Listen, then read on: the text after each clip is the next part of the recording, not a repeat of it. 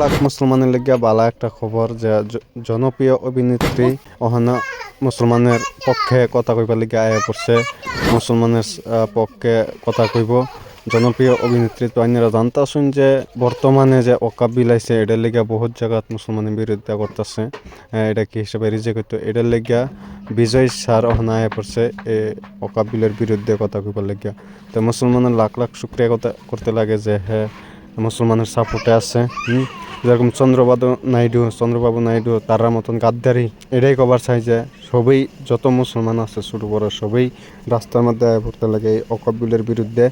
অত বড় বড় অভিনেত্রীরা আয় পড়ছে একমাত্র মুসলমানের সাপোর্টের লিগা। কি লিগা হ্যাঁ।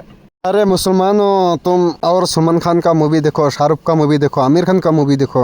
देखो वो लोग कितना बड़ा बड़ा अभिनेत्री होके भी मुसलमान का साथ नहीं दे रहा है, मुसलमान का पक्ष में बात नहीं कर रहा है। अभी तक एक बयान भी नहीं आया वो लोग का।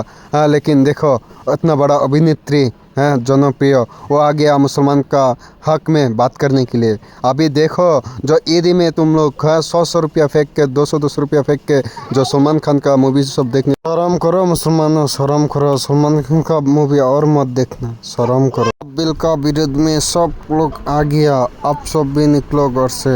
ये बिल तो कैसे भी वापस करेगा, करना पड़ेगा, जबरदस्ती होने से भी करवाएगा। ये मुसलमान हो तुम सब साथ हो जाओ।